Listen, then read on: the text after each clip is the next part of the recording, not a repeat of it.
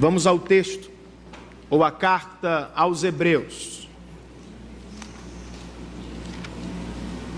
A maior parte da nossa dieta de púlpito é feita de exposição bíblica. Nós passamos a maior parte do tempo expondo livros inteiros da palavra de Deus. Mas, vez por outra, entre as séries de exposição, nós selecionamos temas importantes, relevantes para a vida da igreja. Sempre tratamos da família cristã, sempre tratamos da igreja de Deus. E este ano, ao longo dos meses de junho e julho, nós estamos estudando sobre o discipulado cristão. Já falamos sobre a salvação, como ela começa, o que ela produz no coração do cristão individualmente. E hoje falaremos sobre um aspecto do discipulado cristão muito importante. Falaremos sobre a importância da igreja do Senhor. E vamos fazer isso então a partir de Hebreus, capítulo de número 3.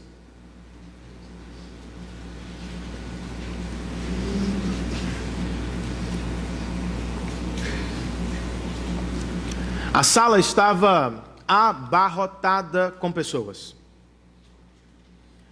E o pregador tinha a plateia na palma da mão. Ao final do sermão, ele pediu que todos curvassem suas cabeças, fechassem os seus olhos. E todos seguiram a sua instrução. E durante aquele momento final de reunião, ele fez um convite. Ele disse: eu quero convidá-los a uma relação íntima e pessoal com Jesus Cristo. Ele continuou: mas não quero que vocês façam alguma confusão. Eu quero frisar isto. Eu não estou convidando vocês para entrarem na igreja. Não estou os chamando para se unirem à igreja. Não estou falando de igreja. Eu quero que vocês venham a Cristo. Dezenas de pessoas se levantaram dos seus lugares e foram à frente para entregar suas vidas aos cuidados de Cristo, ou para entrarem em uma relação íntima e pessoal com Cristo. Contudo,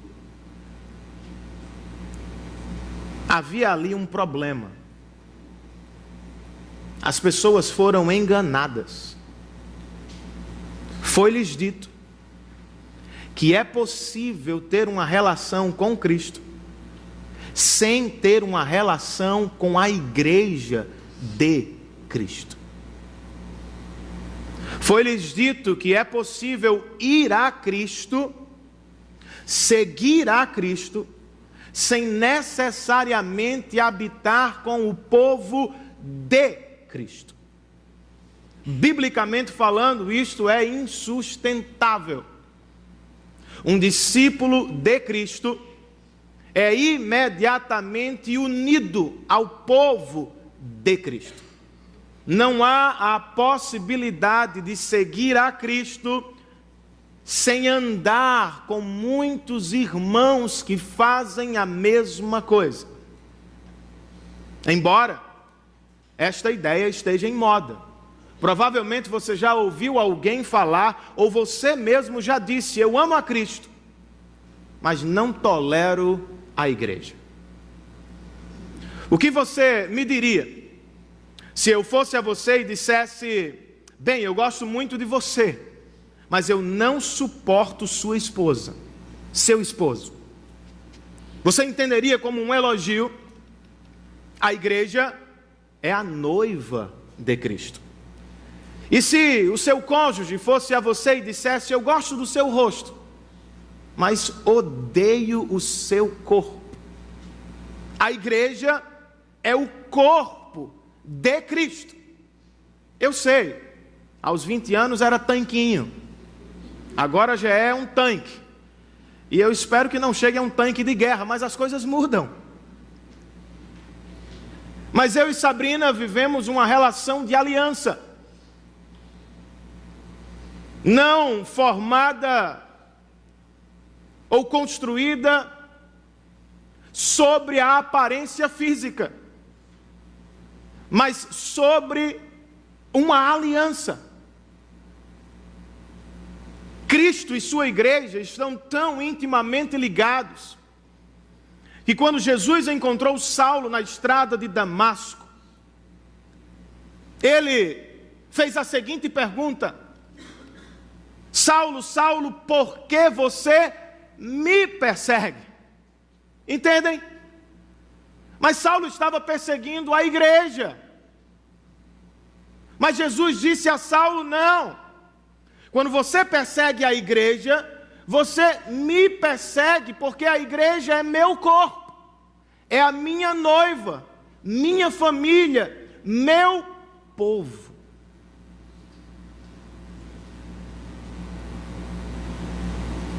Não é possível, biblicamente, viver um cristianismo autêntico sem a igreja. Mas por que ela é importante?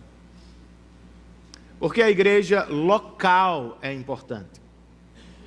Porque a igreja que se reúne neste lugar é importante para a sua vida cristã. É sobre isso que trata o texto de Hebreus capítulo 3, precisamente sobre a perseverança da vida cristã, que se dá dentro dos limites da igreja de Cristo. Nós vamos estudar o texto por completo, mas para começar eu gostaria de ler com vocês apenas o verso de número 13.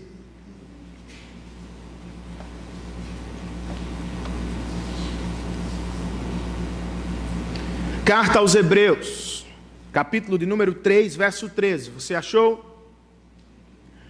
O texto sagrado diz assim: ao contrário, encorajem-se uns aos outros todos os dias, durante o tempo que se chama hoje, de modo que nenhum de vocês seja endurecido pelo engano do pecado. Vamos orar mais uma vez? Senhor, muito obrigado, porque estamos reunidos em torno da Tua Palavra, com o propósito de dar glórias ao Senhor Jesus. Eu sei que algumas pessoas, por ignorância, se afastam da Tua igreja, desdenham da Tua igreja e pensam ser possível caminhar contigo sem a igreja. Outras pessoas, Senhor, pelas dificuldades da vida, adversidades que aparecem, ou mesmo pecados que surgem, resolvem se afastar da Tua igreja. Por vezes eu estive assim, e certamente alguns dos meus irmãos estão assim agora. A minha oração hoje é que, por graça e misericórdia, o Senhor abra os nossos olhos, por meio da exposição da Tua Palavra, com a ação invisível e soberana do Teu Espírito, de modo que enxerguemos a real importância da Tua igreja, e que a partir desta exposição tenhamos compromisso com ela,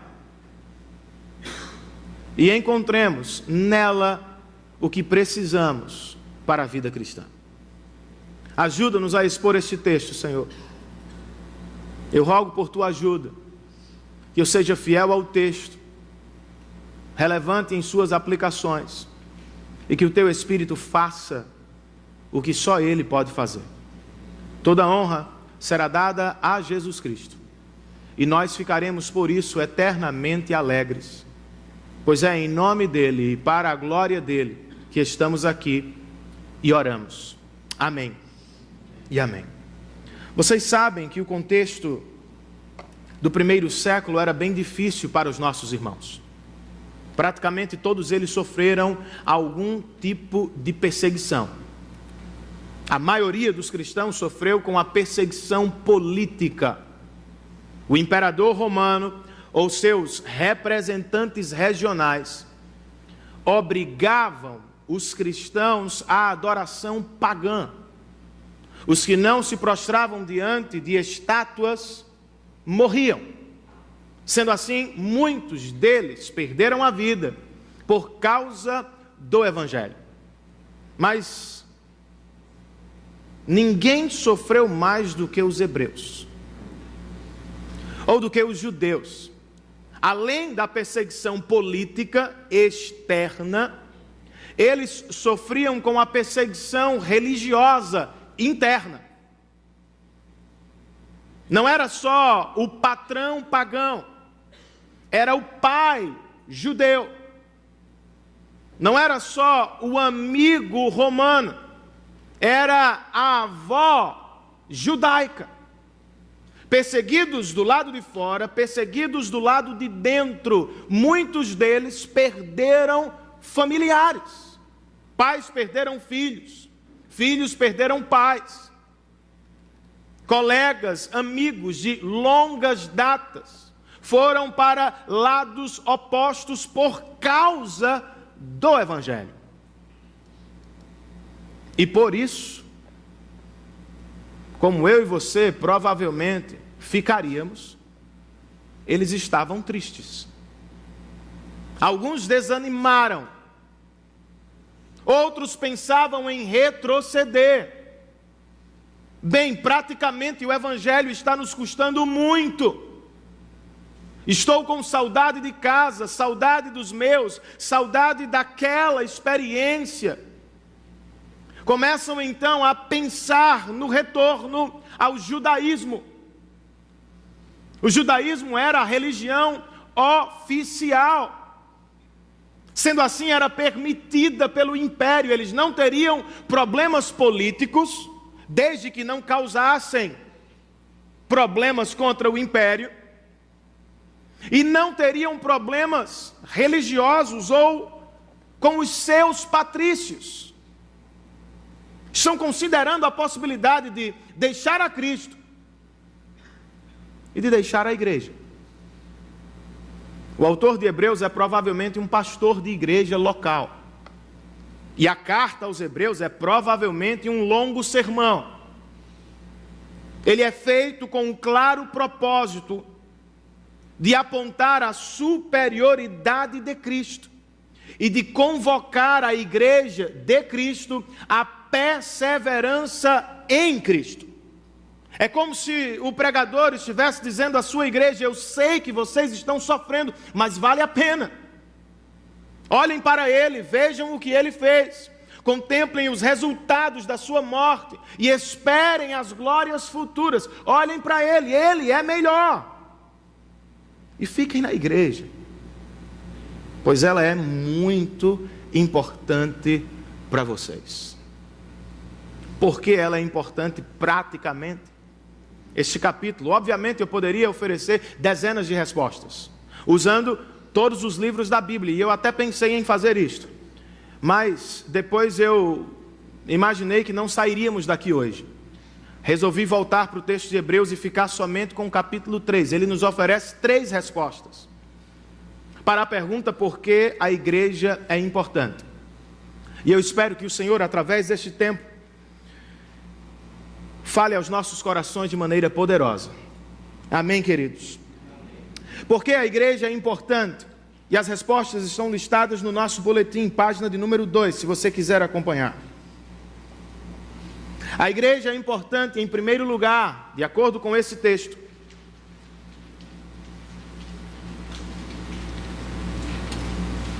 porque ela se reúne com um propósito primário de olhar para Jesus. A igreja é importante porque ela se reúne aqui neste lugar, ou debaixo de árvores na África, aqui dentro deste prédio, ou em casas na Coreia do Norte. Ela é importante porque quando se reúne para fitar Jesus Cristo, para olhar para Jesus Cristo. Voltemos os olhos para o verso número 1. O autor sagrado diz, portanto. É uma conexão. À luz do que vocês ouviram no capítulo 2. À luz da libertação conquistada por Cristo na cruz do Calvário. À luz do que Ele fez por vocês. Portanto, santos irmãos, participantes do chamado celestial, fixem os seus pensamentos em Jesus, apóstolo e sumo sacerdote que confessamos. Note que há 2 títulos para os cristãos, 2 títulos para Cristo. Voltaremos a eles em breve, mas observe a organização do texto. Entre os títulos para os cristãos e para Cristo, há uma ordem expressa. Qual é a ordem? Fixem os seus pensamentos em Jesus. Não fixem os seus pensamentos em A, em B, em C. Não fitem os seus olhos na religião ou na situação. Fixem os seus pensamentos em Jesus. É uma ordem. Por quê?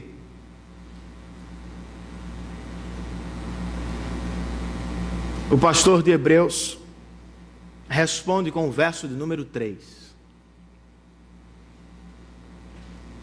Fixem os seus pensamentos em Jesus, porque Ele foi considerado digno de maior glória. Somente por isso. Os homens são importantes, são dignos de algum respeito, de alguma admiração. Jesus é eternamente mais digno. Portanto, ao se reunirem, olhem para Ele. Para explicar o ponto, ele vai fazer uma comparação entre 2 personagens muito importantes da história e da religião. Ele vai comparar Jesus a Moisés. Volte para o verso 2. O autor diz: Jesus foi fiel àquele que o havia constituído, assim como Moisés foi fiel em toda a casa de Deus. A casa de Deus é uma figura para o povo de Deus. Perceba que a comparação feita entre Cristo e Moisés não tem o propósito de diminuir Moisés, de desprezar o homem de Deus. Não, o autor começa: os 2 foram fiéis, cada um no seu tempo e realizando o seu chamado. Os 2 foram fiéis dentro da casa de Deus ou dentro do povo de Deus. A ideia não é acabar com Moisés, para os hebreus, é construir a partir dele. Os 2 foram fiéis, portanto Moisés merece respeito.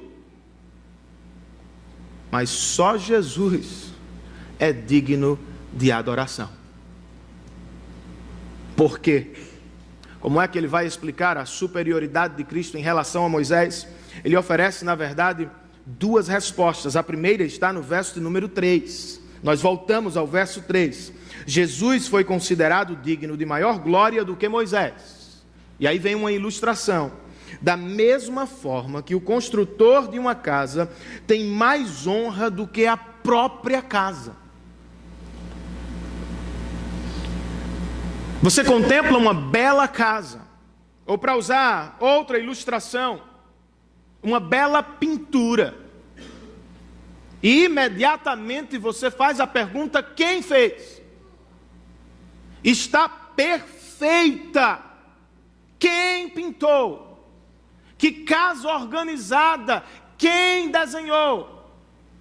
A honra não fica no objeto ou na criação, mas vai para o seu autor. A ideia é: Moisés foi fiel dentro da casa de Deus, do povo de Deus, mas Jesus é o próprio construtor do povo de Deus.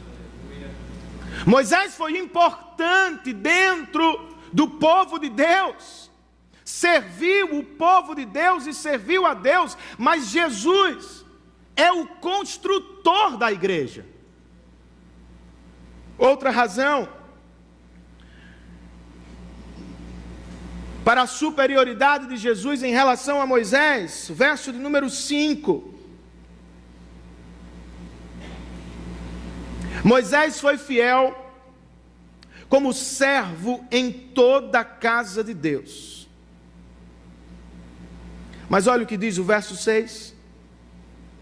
Mas Cristo é fiel como filho sobre a casa de Deus. Note os dois títulos. O pastor de Hebreus diz: Moisés foi fiel, mas ele foi fiel como servo de Deus. Jesus foi fiel como filho de Deus. Moisés é um servo, Jesus é o herdeiro de todas as coisas. Note a preposição locativa. Moisés foi fiel, diz o autor aos Hebreus, em toda a casa, dentro dela.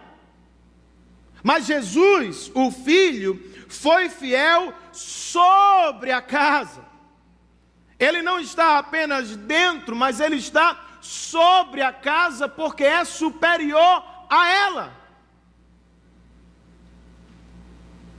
E como é que os dois desenvolveram seus ministérios e, portanto, se revelaram fiéis a Deus? Os dois foram fiéis. O verso 4, ou melhor, o verso 5 diz: Moisés foi fiel como servo em toda a casa de Deus, dando testemunho do que haveria de ser dito no futuro. Obviamente ele fez muito mais do que isso, mas nada foi mais significativo. Dentro do plano da redenção, a grande importância de Moisés é que ele, um profeta, profetizou sobre outro profeta maior, Cristo Jesus. Ele cumpriu seu ministério sendo fiel a Deus, apontando para alguém que lhe era eternamente maior. Como Jesus foi fiel, nós voltamos ao verso 1. Portanto, santos irmãos, participantes do chamado celestial, nós somos parte de uma família valorizada por Deus, por isso chamados nós de santos. Somos participantes de um chamado celestial, veio do alto e voltamos para o alto. Mas olha como ele descreve Jesus aqui. Fixem os seus pensamentos em Jesus. Quem é Jesus, irmãos? Apóstolo e sumo sacerdote que confessamos. Você conhece o apóstolo Pedro, o apóstolo Paulo, mas talvez não conheça o apóstolo Jesus. Este é o único lugar no Novo Testamento que encontramos este título dado a Jesus. Ele é apóstolo de Deus. Em que sentido? Ele foi enviado por Deus, veio de Deus, com uma mensagem autorizada. Ele veio de fora. Moisés estava dentro da casa, dentro do povo de Deus. Foi fiel aqui. Jesus foi fiel aqui, mas ele não era daqui. Ele veio de cima. veio enviado do Pai para revelar o Pai e a sua vontade.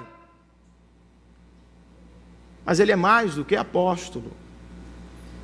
Ele é sumo sacerdote. Para se relacionar com Deus, nós precisamos de duas coisas básicas: revelação e caminho. Cristo é a revelação plena de Deus. Ele veio a nós, mas Ele também é o caminho que nos leva de volta a Deus. Como apóstolo, Ele vem de fora, entra na nossa casa, nos revela a vontade do Pai, nos revela a salvação, mas como sacerdote, Ele mesmo se entrega como sacrifício perfeito, a fim de construir um caminho entre um povo pecador e um Deus santo. Ele veio, morreu por nós, ressuscitou por nós e voltou aos céus, com o povo dele comprado por seu sangue. Por isso ele é eternamente superior a Moisés. O resultado prático de se fitar Jesus com os olhos é o que está no verso de número 6.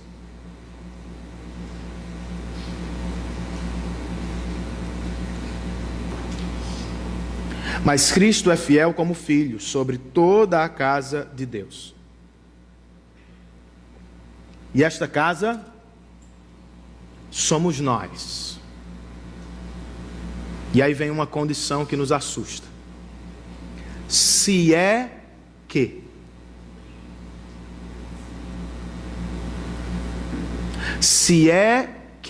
nos apegamos firmemente à confiança e à esperança da qual nos gloriamos.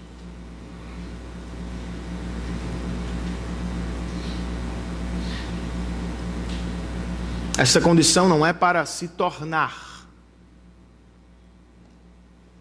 é para revelar. Nós podemos ter a certeza de que somos o povo de Deus, a igreja de Cristo, desde que perseveremos,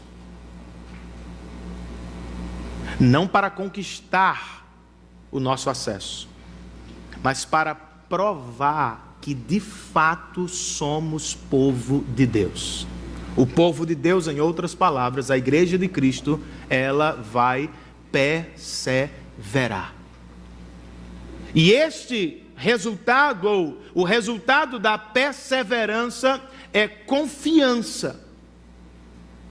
Eu olho para Cristo, continuo a olhar para Cristo, e à medida que fito Cristo e não tiro os meus olhos dele, a cada semana, a cada domingo, a cada dia, eu tenho certeza interior de que sou igreja dele. E tenho esperança no coração de que em breve ele voltará para buscar a igreja da qual eu também sou parte.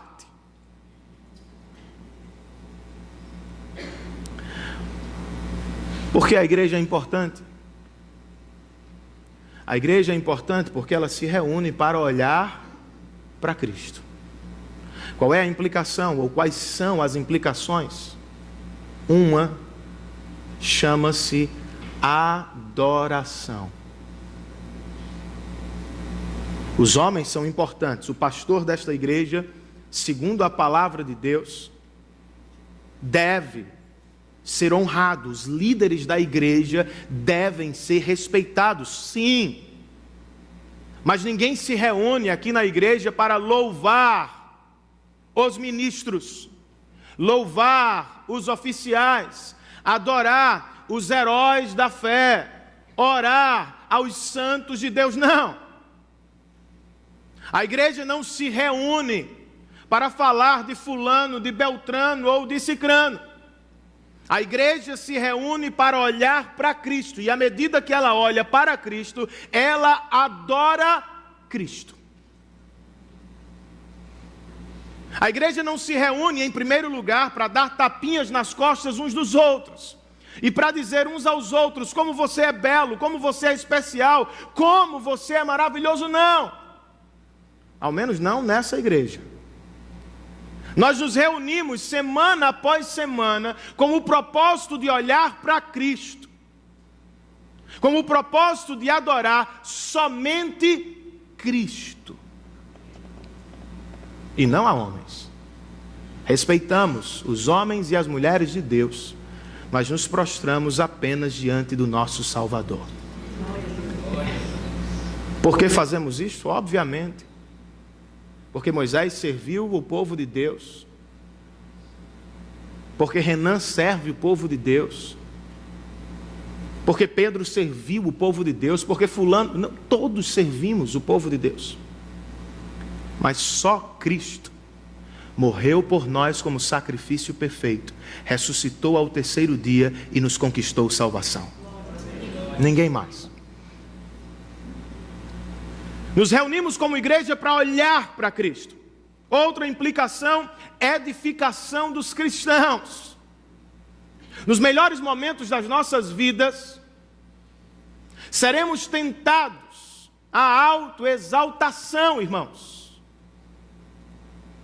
No meu melhor momento ministerial, pastoral, no seu melhor momento acadêmico, no seu melhor momento empresarial, você será tentado, eu serei tentado a olhar para as minhas mãos e a adorar as minhas realizações. E então nos reunimos num domingo à noite, e alguém sobe por trás deste púlpito e ergue a cruz de Cristo diante dos nossos olhos, e o que acontece? Uma bomba de evangelho quebra o nosso orgulho e destrói a superioridade. Podemos ser bons aos olhos dos homens, mas aos olhos de Deus somos todos pecadores.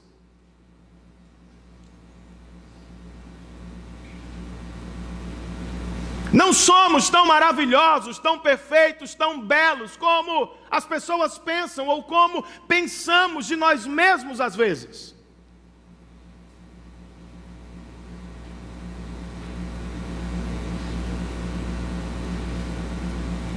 E você pensa que isso acontece somente nos melhores momentos?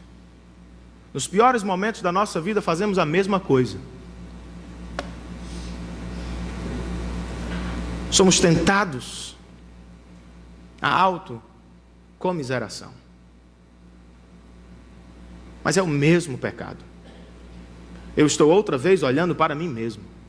E eu estou outra vez me lamentando. E eu estou outra vez dizendo: Senhor, eu sou isso, eu sou aquilo, eu faço isso, eu faço aquilo, e eu isso, e eu aquilo, e eu não consigo, e eu não faço, e eu não sou, e eu... Superioridade é pecado, irmãos. Inferioridade também. Você ainda é sim um pecador, mas se os seus olhos estão fitos em Cristo Jesus, apesar dos seus pecados, você é um filho de Deus, membro da igreja invisível de Cristo Jesus. Eu não posso me orgulhar muito, mas também não posso me afundar muito. Eu não tenho este direito. Eu não sou um Superman, mas eu também não sou mais um pecador condenado. Por causa de Cristo, olhando para Cristo, eu sei que sou salvo para sempre. Mas esquecemos disso. Naturalmente o pecado nos engana. Nos afastamos disso. Somos levados a pensar que somos de mais ou somos de menos.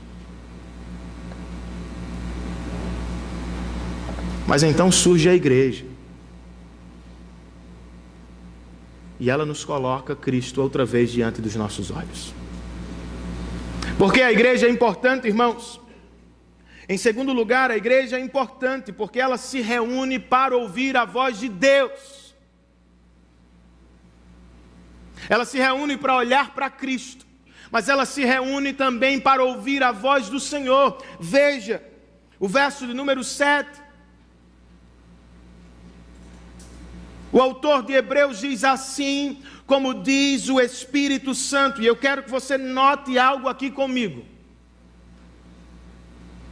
Ele vai citar o saltério, mais precisamente o Salmo de número 95, uma convocação à adoração. Mas ele não começa dizendo: assim disse Davi. Ele abre a citação com a expressão: assim diz o Espírito Santo de Deus. Para o autor de Hebreus, o Antigo Testamento não é palavra de Moisés, Davi ou Isaías. Eles são instrumentos. O Antigo Testamento, da mesma maneira como Jesus tratava, é palavra de Deus para a igreja. Se é palavra de Deus para a igreja, ela precisa parar para ouvir a voz do Senhor. Por quê? Porque naturalmente o nosso coração é endurecido. Olha o que ele nos diz hoje, verso 7. Se vocês ouvirem a sua voz, não endureçam o coração, como aconteceu na rebelião, durante o tempo da provação no deserto, onde os seus antepassados me tentaram, pondo-me à prova, apesar de, aqui mora o problema, apesar de, durante 40 anos, terem visto o que eu fiz. Isso é uma convocação à adoração. Esse salmo era cantado antes do culto. O grupo de louvor abria cantando este salmo às vezes. E o ministro dizia: olhem para os bons exemplos, mas olhem também para os maus exemplos. Se lembrem dos israelitas que deixaram o Egito e que peregrinaram no deserto sob o cuidado de Deus. Eles viram as pragas, passaram com pés enxutos dentro do Mar Vermelho, viram a nuvem acompanhá-los durante o dia, a tocha guiá-los durante a noite, viram água brotar da rocha, pão cair do céu. Eles viram as maravilhas do Senhor, mas no dia da dificuldade eles se revoltaram contra Deus. Deus fez. No dia que ele não fez, eles disseram: o Egito era melhor. Por que precisamos ouvir a voz de Deus, irmãos, enquanto igreja? Porque naturalmente o nosso coração se desvia. Veja o verso 10. Por isso, diz o Senhor, fiquei irado contra aquela geração e disse: o seu coração está sempre se desviando e eles não reconheceram os meus caminhos.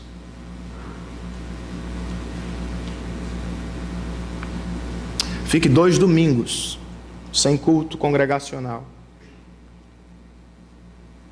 e me diga se a sua fé continua na mesma intensidade. Naturalmente nos desviamos do Senhor, porque precisamos ouvir a voz de Deus. Verso de número 11: porque corremos perigo. Assim jurei na minha ira, jamais entrarão no meu descanso.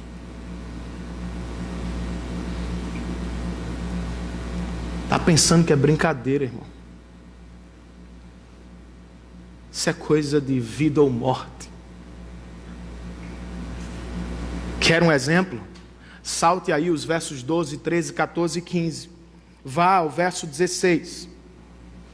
A conclusão do capítulo nos traz uma série de perguntas retóricas. Dentro delas há respostas para as perguntas. E Ellen, o autor, termina com uma advertência assustadora. Verso 16: quem foram os que ouviram e se rebelaram?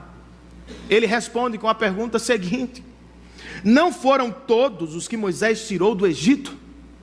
Eles viram os milagres, estavam dentro do povo de Deus, saíram com Moisés, caminharam com Moisés,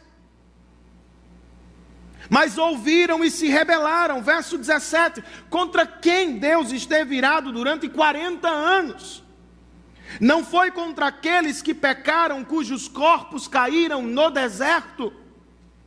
E a quem jurou que nunca haveriam de entrar no seu descanso, na terra prometida? Não foi aqueles que foram desobedientes. Pecado e desobediência aqui são termos sinônimos, mas perceba que eles não tratam de ações externas, mas sim internas. Não é o que eles fizeram do lado de fora, é o que deixaram de fazer do lado de dentro. Pecado, desobediência, sinônimos, são explicados no último verso do texto. Vemos assim que por causa da incredulidade não puderam entrar. Pecado e desobediência são sumariados aqui. Incredulidade. Viram, ouviram, mas não creram no coração.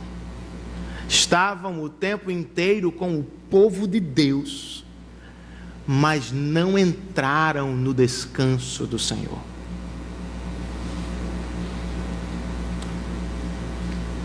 Porque a igreja é importante, irmãos, porque ela se reúne semanalmente para ouvir a voz do Senhor. Neste lugar, nesta igreja, pessoas que se reúnem aqui, a palavra de Deus será sempre, com a graça dele, central no nosso culto. Cantaremos, sim, nunca mais do que a exposição da palavra. Não nos reuniremos aqui para ouvir os bons conselhos de fulano de tal, as boas experiências de Beltrano, a grande dádiva que tal pessoa recebeu de Deus. Não! Os testemunhos aqui estarão dentro das pregações, como nota de rodapé. Conselhos estarão entremeados ou dentro da exposição da palavra, porque o que precisamos não é do meu conselho, é do conselho do próprio Deus. No meu primeiro ano aqui, fizemos um simpósio sobre família e convidamos um pastor renomado. Está gravando isso aí, meu irmão? Depois você faz aquela edição. Eu tenho algum respeito por ele, sim. Mas foi triste, irmãos. Primeiro dia nos reunimos para ouvir a exposição da palavra de Deus sobre família. E passamos 2 horas ouvindo sobre qualquer coisa, menos a palavra de Deus. E eu percebi que uma família da igreja deixou o culto. Pensei que era um problema grave. Ao término do culto, tomei o telefone e liguei para eles. Meu irmão, o que foi que aconteceu? Algum problema sério? E ele ficou meio sem graça. Mas depois ele me confessou, sabe o que foi, pastor? Para ouvir o que o homem tem a dizer sobre a família, eu não tenho muito tempo, eu já ouvi. Eu não quero ouvir o que o homem pensa acerca da família. Eu quero ouvir o que Deus projetou para a família. É isso, irmãos. Não podemos nos reunir em torno de pessoas apenas por causa da inteligência, ou por causa do carisma, ou por causa das boas histórias. A igreja não se reúne para ouvir o pastor em primeira mão, ou o presbítero, ou o pregador. A igreja se reúne para ouvir a voz de Deus. Porque é a voz de Deus e não a minha voz.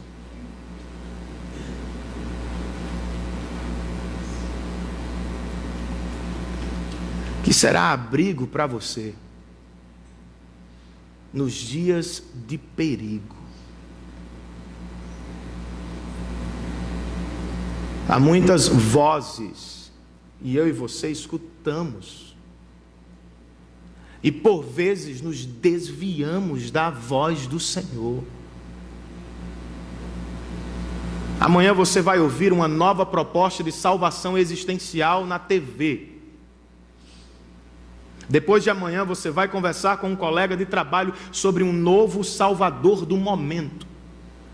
Depois de amanhã alguém se levantará com uma nova boa notícia, e não é o livro, é uma proposta de vida. Ora é comida, ora é viagem, ora é sexo, ora é poder, ora é dinheiro, e por muitas vezes eu e você somos engodados, e começamos a caminhar com o mundo para os salvadores alternativos em busca de salvação existencial.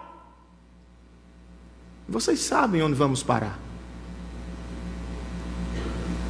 Mas então surge a palavra de Deus, e ela nos diz: não vão por aí, voltem deste caminho, ele é caminho de morte, ele vai acabar com a sua família, vai destruir o seu coração, vai levá-lo para longe de Deus. Volte imediatamente, escute a voz do Senhor e responda. Precisamos ouvir a palavra de Deus, porque somente ela nos leva ao descanso eterno, e ao descanso eterno no presente. Em breve, irmãos, esta realidade dará lugar à verdadeira realidade. Nunca mais eu e você derramaremos uma lágrima sequer de tristeza. Choraremos de alegria. Choraremos tomados de alegria na presença daquele que morreu por nós na cruz do Calvário. Mas nunca mais ficaremos tristes por derrotas espirituais, por derrotas diante das tentações, por efeitos do pecado que comem o nosso corpo por dentro e machucam as nossas famílias por fora. Nunca mais seremos alvo dos efeitos do pecado. Então descansaremos. Mas o cristão descansa hoje. E é isto que assusta o mundo. Ter um carro de última geração, cristão e não cristão pode ter. Pode não? Pode. Ir a este ou aquele país, cristãos e não cristãos podem ir. Ter saúde, cristãos e não cristãos podem ter. Ou não podem, irmãos? Ou estas bênçãos estão reservadas só para os cristãos? Você já foi a um casamento de pessoas não cristãs? Claro que já. O casamento é uma bênção de Deus para toda a humanidade, é normal. O que assusta o mundo é ver um cristão em paz em meio à guerra. Todo mundo cantando o hino da vitória quando está cheio de bênçãos, incrédulo, cristão, budista não, né? Budista não canta muito, é mais tranquilo. Ele está cantando por dentro. Ele está cantando por dentro. Não precisa ser cristão para se alegrar com as dádivas de Deus. O que assusta o mundo não é a glória que damos a Deus em tempos de prosperidade. É o louvor que damos ao Senhor em tempos de dificuldade. O mundo está caindo à nossa volta, as portas estão se fechando, familiares estão nos deixando, a crise está batendo e nós estamos tranquilos. Você é louco? Não. Eu estou escutando outra voz. A voz do governo me frustra. A voz dos homens me decepcionam. Mas a voz de Deus me abençoa. Porque a igreja é importante, irmãos. Por fim, a igreja é importante porque ela se reúne semanalmente aqui e nas casas, nos trabalhos, para oferecer ajuda. Ela se reúne para ajudar uns aos outros. Como cuidamos da vida espiritual, como cuidamos do cristianismo do nosso coração, este texto nos oferece uma visão equilibrada. Você é responsável por sua vida cristã, mas eu também sou responsável por você e você por mim. Olha o que ele nos diz no verso 12. Cuidado, irmãos, para que nenhum de vocês tenha coração perverso e incrédulo, que se afaste do Deus vivo. Cuidado, você. Cuidado, você, Renan. Cuide de si mesmo. Se autoexamine constantemente. Tome tempo para ver e sondar o seu coração. Veja se não há nele o caminho do mundo perverso. Veja se não há ausência do caminho de Deus, incredulidade. Porque se você estiver em um destes dois caminhos, inevitavelmente você se afastará do Deus vivo. Cuide de você. Mas há um aspecto coletivo.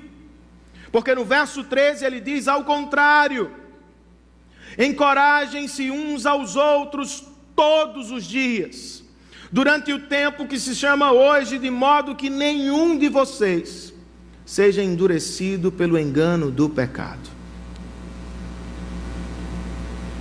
A igreja se reúne para encorajar os outros. Só aos domingos, pastor? Não.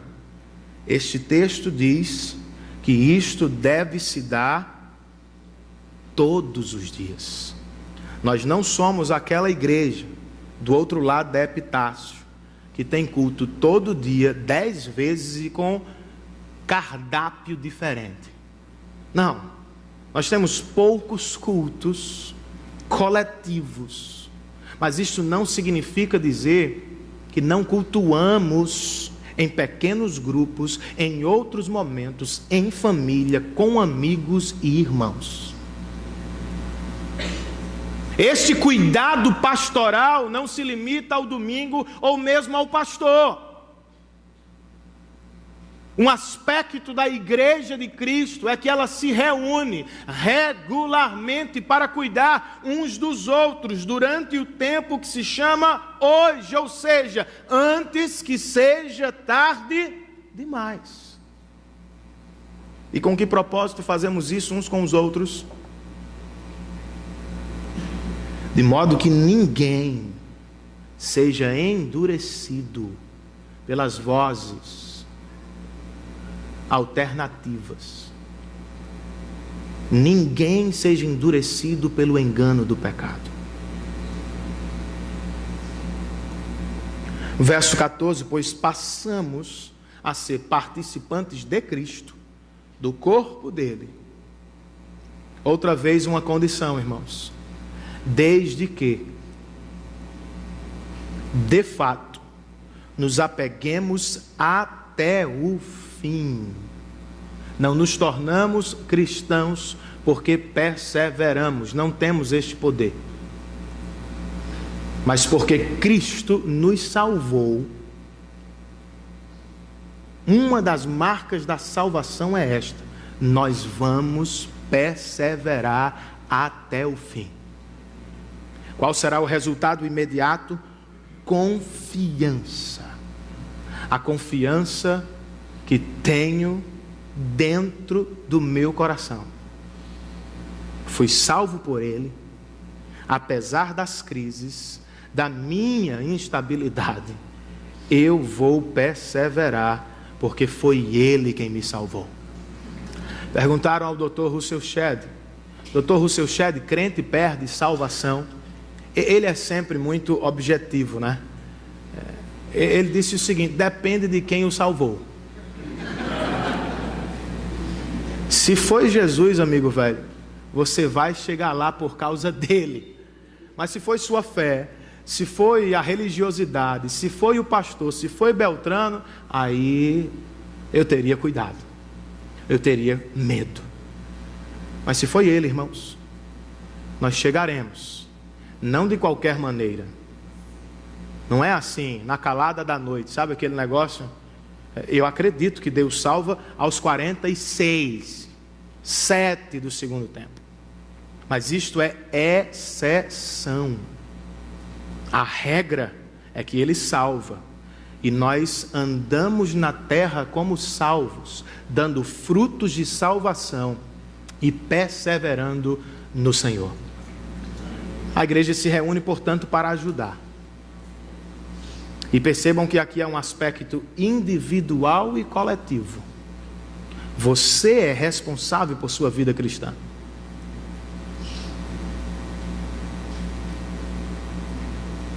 Há coisas que você precisa fazer. Pastor, eu não leio a Bíblia, eu não posso ir à sua casa ler com você, amigo. Ela está em português. Não precisa de tradução. Nós usamos a NVI. Eu vinha no carro com a minha família e alguém disse: olha, a NVI é uma bênção. Você lê e entende. De fato. Aquela revista atualizada, revista corrigida, por agora, né? Não foi um problema, mas agora é complicado. Você tem que ir ao dicionário. A NVI não tem esse problema. Você não entende se não quiser. Eu não posso ir à sua casa todos os dias ler a palavra com você. O líder de pequeno grupo não pode ficar ligando para você todo dia. E aí, já orou? Você já fez o culto devocional com sua família? Não tem como, irmão. Você tem que assumir sua posição. Você tem que bater no seu coração e dizer: Senhor, eu quero ser um cristão que persevera, eu quero crescer em Cristo, e para isso eu tenho que labutar. Vou acordar mais cedo, vou dormir mais tarde, vou insistir com a leitura bíblica, mesmo quando o sono aparecer, vou tentar de novo, vou recomeçar. Nós precisamos fazer isso, irmãos. Diz o salmista que a palavra de Deus é perfeita e ela revigora a alma. Porque alguns cristãos crescem mais do que outros. Não é porque eles são eleitos dos eleitos, não. Só tem eleitos. É porque eles se dedicam mais. Não é automático, não, irmão. Isso aqui não é que nem...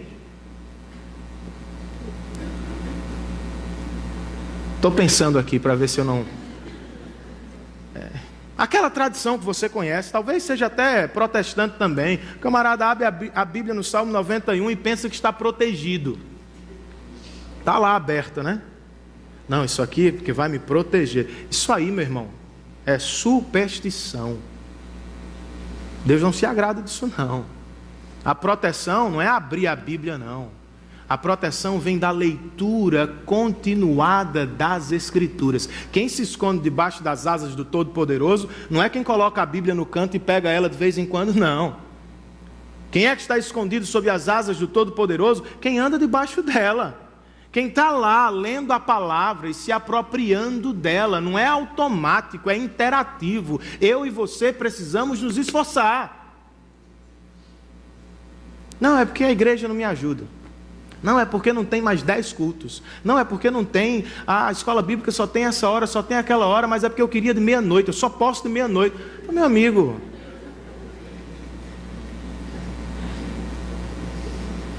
Eu sinto muito por você, que eu queria que você crescesse. Aliás, eu quero que você cresça, mas você precisa se esforçar.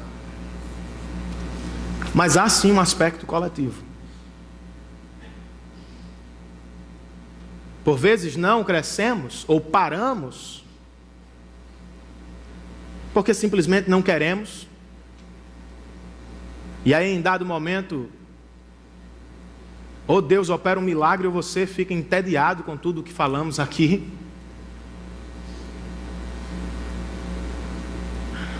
Mas se você para de crescer ou vive momentos de fraqueza espiritual por pecados pontuais, por situações da vida, por problemas, adversidades, é nossa obrigação ajudá-lo. Vocês acham que eu sou o único pastor responsável por essa igreja? Ele vai me cobrar por isso. Mas ele não vai cobrar só a mim, não. Ele vai cobrar todos os oficiais da igreja e ele vai cobrar todos os membros da igreja. Porque de acordo com esse texto, nós pastoreamos uns aos outros. Não sou eu que pastoreio vocês apenas, eu faço isto. Principalmente quando abro este livro. Mas a igreja pastoreia comigo quando ela se entrega para cuidar dos seus irmãos. De acordo com o autor de Hebreus, isto acontece aos domingos. Não, também aos domingos. Este cuidado mútuo acontece todos os dias, o que sugere vida lá fora. No trabalho, ou indo ao trabalho, caminhando na praia, tomando um café, almoçando junto. Eu e você precisamos nos envolver com a igreja. Não dá para fazer isso com todo mundo, mas ao menos com o nosso pequeno grupo, precisamos partilhar a vida. Precisamos pastorear uns aos outros, cuidar uns dos outros. Como? Com humildade, com graça. Lembre-se, não somos superiores, somos todos iguais. Antes de você pastorear ou cuidar do seu irmão, por exemplo, que está em pecado, olhe para o seu olho e veja que há uma viga gigantesca lá também. Pastoreie sabendo que você é igual, que você é pecador como ele, como ela é, e pastoreie ou cuide dos irmãos, ou cuidemos dos irmãos com o evangelho, irmãos. O evangelho não é positivismo, não é bom conselho e não é legalismo. Você chegar para alguém e dizer assim: eu sei que isso é de costume, nós temos essas brincadeiras, olha, você merece, vai dar tudo certo mesmo, você vai conseguir. Como é que você sabe? Você é um profeta? Vamos conversar, eu queria saber tanta coisa. Não, porque você merece, você é especial, você é isso, você é aquilo, meu irmão. Conversei com uma pessoa outro dia, ela disse: pastor, eu estou cansado de ir ao terapeuta, porque toda vez que eu vou lá, ele diz: você é especial, você merece, você consegue, e eu não consigo nada. De fato, irmãos, isso frustra as pessoas. Ninguém aqui merece coisa alguma, mas a notícia do evangelho é muito melhor. Não merecemos nada, mas recebemos tudo por causa dele. O evangelho não é bons conselhos. Seu pai dá bom conselho, meu pai também. Meu pai tem mais vida do que eu, logo ele experimentou mais coisas. E bom conselho pode significar amor. Mas o evangelho não é um bom conselho. O evangelho é a autoridade de Deus sobre as nossas vidas. O evangelho também não é apenas a lei, é também. Mas a pessoa peca, falha e você acaba com ela. Não faça isso. Não faça aquilo. Não faça, não faça, não faça, não faça. Diga isso para você e veja se você consegue não fazer tudo que você sabe que não deve fazer.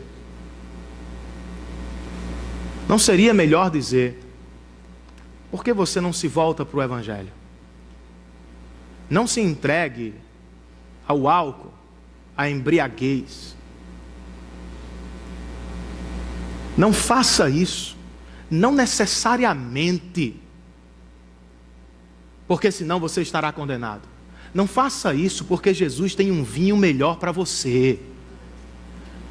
Não se deite com a sua namorada antes do casamento, não faça isso, senão você vai para o inferno. Quem disse isso, irmãos? Você é casado e continua pecando. Ou não? Eu não posso dizer que sexo fora do casamento não é pecado. É pecado. Mas é pecado para os jovens não casados, é pecado para os casados. Não seria melhor dizer: meu amigo, se volte para Cristo Jesus e encontre nele toda a satisfação que você precisa? E se você falhar, volte-se para Ele outra vez, e volte-se para Ele outra vez, e volte-se para Ele outra vez. Ele será para você tudo o que você precisa. Mas eu vou esmagar as pessoas com o que elas não podem fazer. Isso é legalismo. E não evangelho.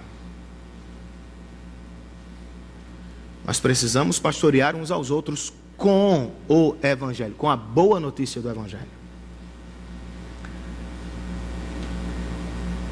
Você tem amigos cristãos? Você compartilha vida cristã? Talvez você esteja me ouvindo e dizendo: eu não tenho como fazer isso. Eu frequento a igreja, eu conheço pessoas de longe, mas eu não partilho, eu não tenho amizade com cristãos. Por que você não tem?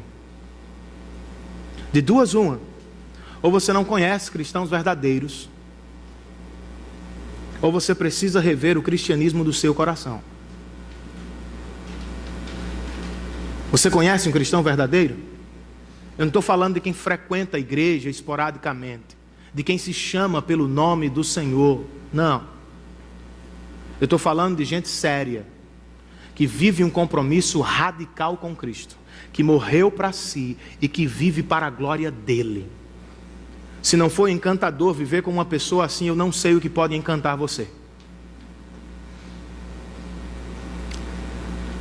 E se conhecendo pessoas assim, você não tem prazer na amizade delas, como você pode dizer que o seu maior prazer é o que dá prazer a elas?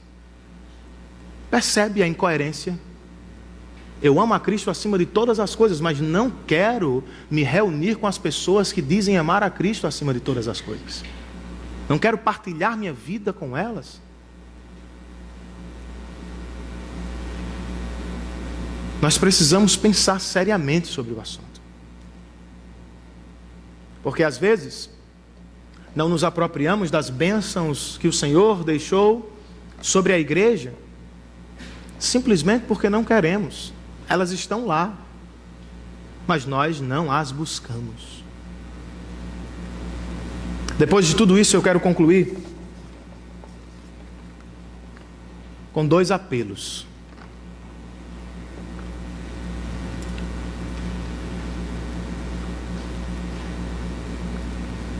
O primeiro deles é: pare de simplesmente namorar com a igreja. Decida, assuma ou não um compromisso sério e verdadeiro com ela. Influenciados pela cultura do consumo, milhares de pessoas vivem de igreja a igreja, tomando as bênçãos do Senhor sem nada deixar. E eu não estou falando de oferta não, irmãos, estou falando de vida. Por vezes eu e você fazemos isto aqui. Namoramos com a igreja, ficamos com a igreja, flertamos com a igreja, brincamos com a igreja, mas não nos comprometemos com ela. Pare de fazer isto.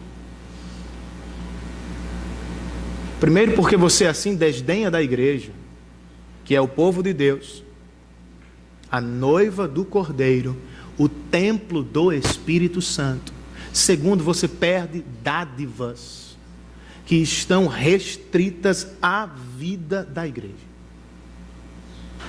O outro apelo: não desista da igreja. Seja desta igreja local ou da sua igreja local. Quando é que vocês devem ir embora desta igreja? Desistir desta igreja? No dia que o pastor ou a liderança desta igreja abandonar as Escrituras. Sintam-se livres, à vontade, para destituir o pastor ou para buscar outra igreja que se submete à palavra de Deus. Mas se este não é o caso, se você é membro de uma igreja genuinamente evangélica, não é aquela que tem o nome apenas, aquela que vive aos pés dos apóstolos, tem sua vida pautada na palavra, sua música pautada na palavra, sua liderança pautada na palavra. Se você frequenta uma igreja assim, mas vez por outra, por alguma razão se entristece com ela, não desista dela. Jesus escreveu o Apocalipse em primeiro lugar, ou deu o Apocalipse a João, para que este entregasse às igrejas da Ásia Menor. 7 igrejas, das 7, 5 estavam em pecados declarados. Jesus não foi embora, irmãos. Jesus estava no meio da igreja, exortando-a e chamando-a de volta ao arrependimento. Não desista da igreja, desde que ela não desista da Bíblia, porque senão você será o maior prejudicado. E se você ainda não tomou a decisão séria de se comprometer com esta igreja local, ou com a sua igreja local, falo assim porque sei que talvez membros de outras igrejas estejam conosco. Atenda ao convite de Jesus feito à igreja. Apocalipse capítulo 3, no último parágrafo, Jesus falando à igreja de Laodiceia: eis que estou à porta e bato. Isso não se aplica à evangelização, entenda o contexto. Jesus está falando à igreja: eis que estou à porta e bato. Se você abrir, eu vou entrar e outra vez nós cearemos juntos. Responda à voz do Senhor. E isto eu posso prometer: haverá outra vez ceia no seu coração, alegria na sua alma, júbilo espiritual no seu interior. Amém, queridos? Vamos ficar de pé na presença do Senhor.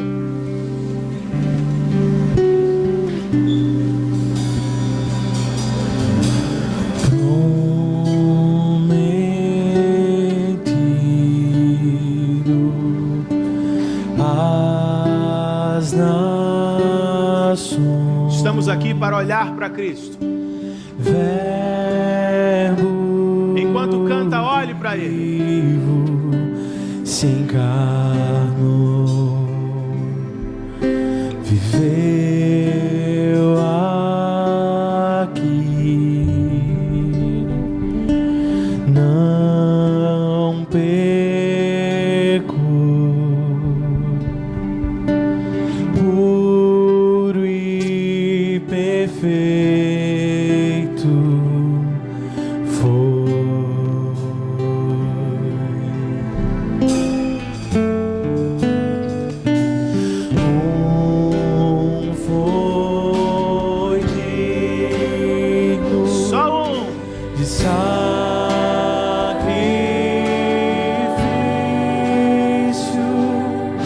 És o Cordeiro.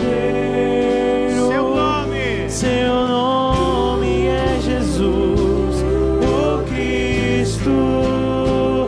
Só tu és digno de honra, digno de glória e adoração. Só tu és digno de honra, digno de glória e adoração. Miserável. Eis o que somos, irmãos. Pecado. Quem poderá nos livrar? Quem me livrará do que sou? Por sua morte, vida trouxe. O seu sangue deu-nos paz.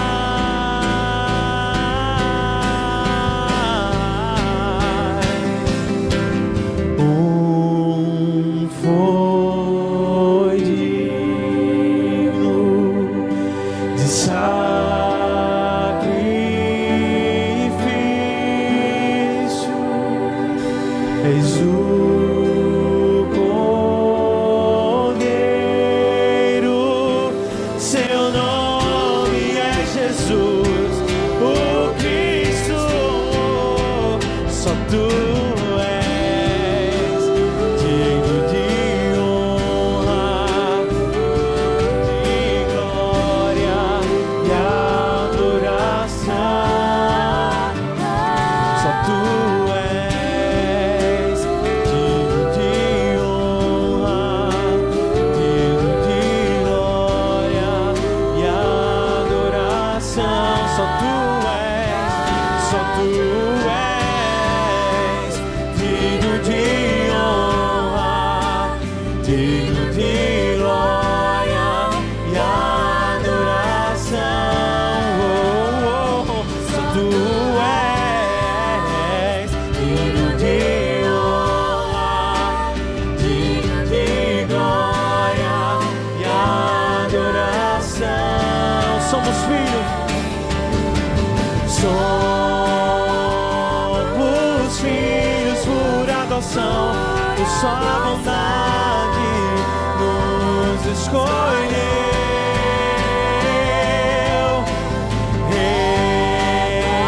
Reconciliados somos lá na cruz, herdeiros somos do seu reino. Somos filhos por adoção, por sua bondade nos escolheu, nos escolheu. Reconciliados somos lá na cruz, e herdeiros somos do seu reino.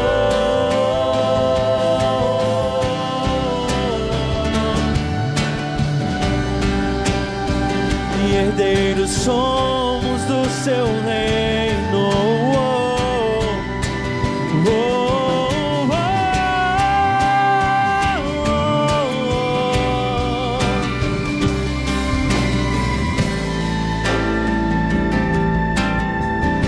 Somos filhos.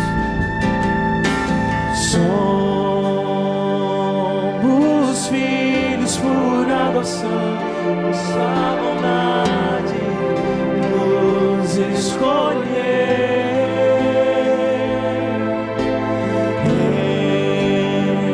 Reconciliados fomos lá na cruz, herdeiros somos do seu reino. Repita isso.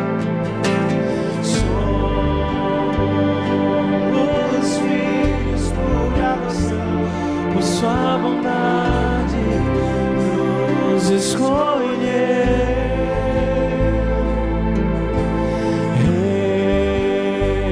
Reconciliados somos lá na cruz, herdeiros somos do seu reino. Só tu és digno de honra, digno de glória, adoração. Só tu és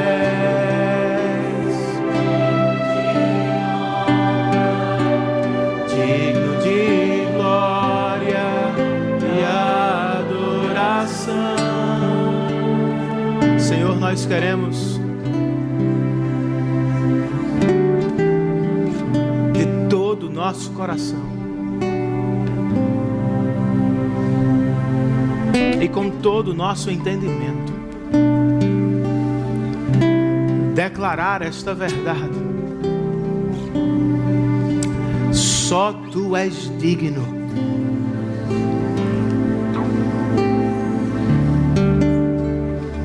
É por isso que a igreja existe, Senhor.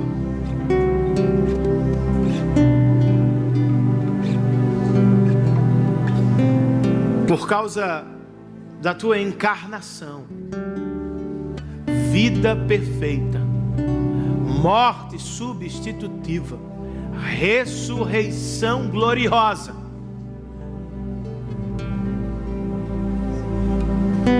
Por causa de ti e para a tua glória é que existimos. Não nos reunimos para adorar os homens, não existimos para louvar uns aos outros, não, Senhor. Não existimos para levantar a marca da IPBE, não existimos para fazer deste lugar, ou deste povo, ou deste templo grande. Existimos para reconhecer a tua grandeza e para torná-la conhecida entre todos os povos.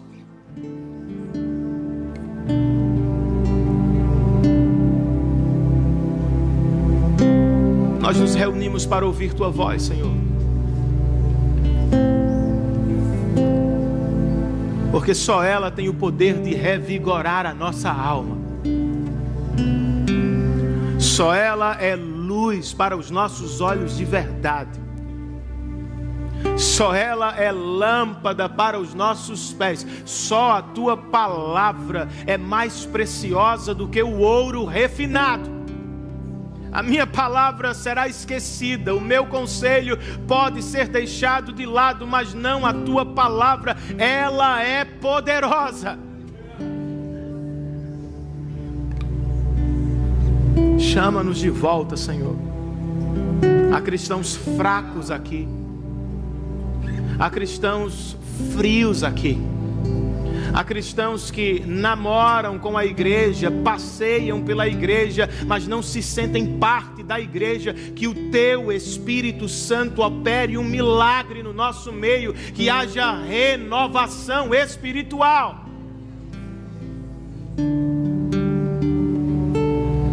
Não, Senhor, que eles não se encantem com esta igreja ou com aquela igreja, mas que neste lugar e no meio deste povo, que os cristãos se encantem com o Cristo que morreu e ressuscitou ao terceiro dia. Por causa dele, para a glória dele, que todos os cristãos se comprometam com a igreja local, para o bem individual e para o bem coletivo, Senhor.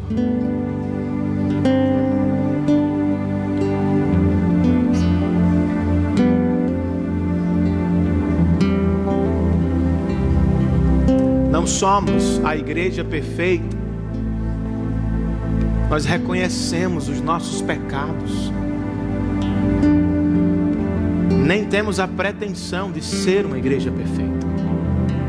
Sabemos que um dia seremos na glória do Pai.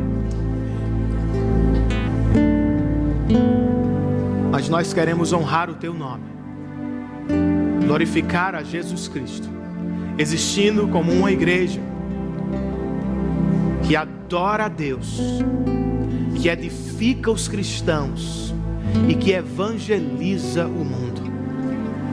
Ó Senhor, sobre estes 3 propósitos ou pilares, nós queremos existir enquanto igreja de Deus que se reúne neste lugar, e que esta bênção esteja também sobre as outras igrejas que plantarmos ou que assistirmos, Senhor. Que esta bênção esteja sobre a vida de Tiago e da congregação de Joinville. Que esta bênção também esteja sobre a vida dos nossos irmãos de Mamanguape, a quem assistimos com amor e carinho. Que esta bênção esteja sobre a vida dos irmãos que se reúnem conosco às sextas-feiras na comunidade dos IPs. Que esta bênção, Senhor, a bênção da Tua presença e da Tua verdade, esteja sobre toda a igreja do Senhor, espalhada sobre a face da terra. Promove em nossos corações compromisso com a igreja local, pois é através dela, como ouviremos semana que vem, que vamos cumprir o nosso propósito global de anunciar o Teu Evangelho aos 4 cantos deste mundo. Fortalece-nos na fé, Senhor, e nos ajuda para que em comunidade fortaleçamos uns aos outros. Em nome de Cristo e para a glória dele nós oramos. Que o amor de Deus nosso Pai, a graça do nosso Senhor e Salvador Jesus Cristo, para quem olhamos hoje e sempre, a presença, o cuidado, o despertar, a proteção do Espírito Santo estejam sobre todos nós, e todos nós a uma só voz dizemos amém. Que Deus nos abençoe, queridos, em Cristo Jesus. Saiamos daqui sob a bênção do Senhor, falemos uns com os outros,